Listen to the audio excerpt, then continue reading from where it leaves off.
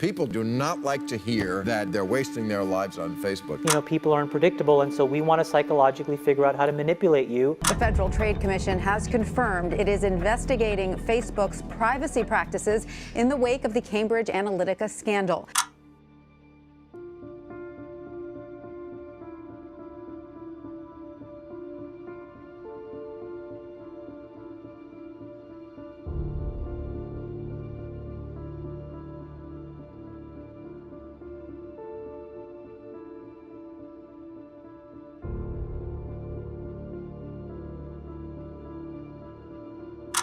Mr. Zuckerberg, would you be comfortable sharing with us the name of the hotel you stayed in last night?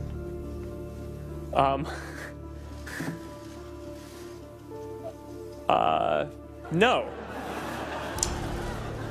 If you've messaged anybody this week, would you share with us the names of the people you've messaged? Senator, no, I would probably not choose to do that publicly here.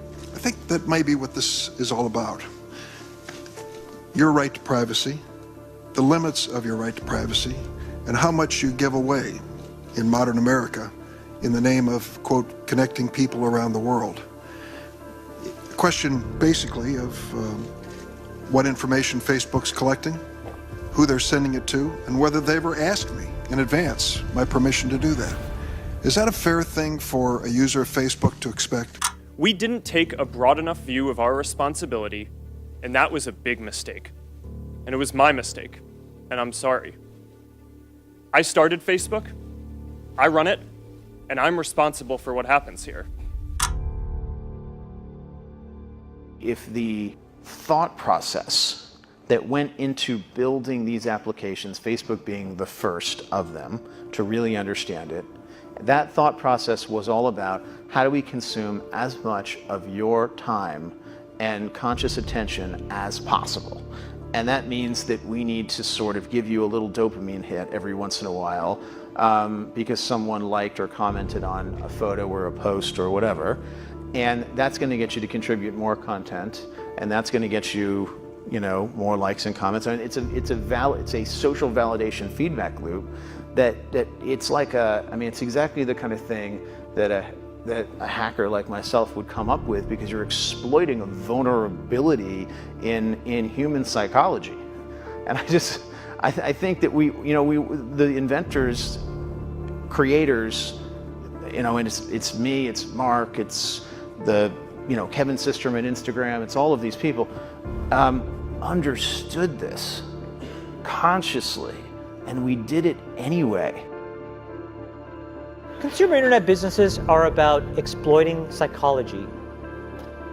And that is one where you want to fail fast because, you know, people are unpredictable, and so we want to psychologically figure out how to manipulate you as fast as possible and then give you back that dopamine hit. We did that brilliantly at Facebook. Instagram has done it, WhatsApp has done it, you know, Snapchat has done it, Twitter has done it. So there are great examples. WeChat is doing it. There are great examples of failing fast is the right path to exploiting psychology of mass populations of people. I think we all knew in the back of our minds, even though we feigned this whole line of like, there probably aren't any really bad unintended consequences. I think in the back, deep recesses of our minds, we kind of knew something bad could happen. But I think the way we defined it was not like this. It literally is a point now where I think we have created tools that are ripping apart the social fabric of how society works. That is truly where we are.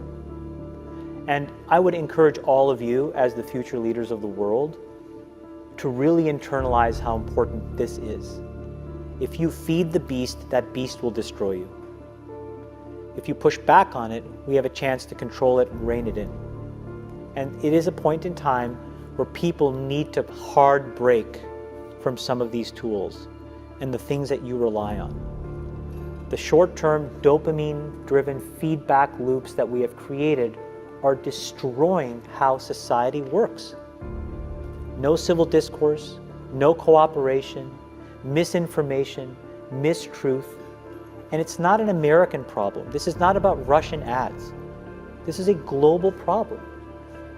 Tell us that, I love that analogy you made on 60 Minutes about the slot machine. Yep. That the phone is really a slot machine, and every time people are checking, they want to get some sort of goose. I mean, it's built into our brains a variable schedule reward. So if you pull a lever and sometimes you get a reward and sometimes you don't, sometimes you get a reward like you're invited to the Bill Maher show, and sometimes you pull your lever and you get a newsletter on an email you want to throw away, it makes it addictive. And so everything about our phone accidentally becomes a slot machine because it could be a text message from someone you love or it could be nothing. But the more frequently it buzzes, the more it conditions us to check more. And so it's obviously leading to these kind of addictive problems that everybody feels. Turn it off. That's what I would say. It's hard for young people now because they're hooked. They're addicted. If you don't think you're addicted, and I'm talking about anyone, from the highest to the lowest, if you don't think you're addicted, then see if you can turn it off for a week. It got quiet in here, didn't it? Didn't it get real quiet? It's a tool, so we should use it. God has blessed us with free will. Now it's free will magnified, free will on steroids. You're free to go in any direction you want. It will allow you, and it's not the enemy.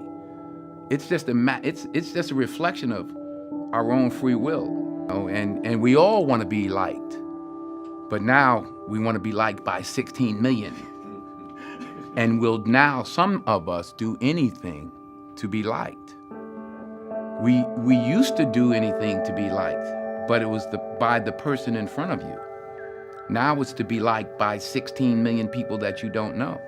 We have to ask ourselves, what is the long-term, if not the short-term effect of too much information?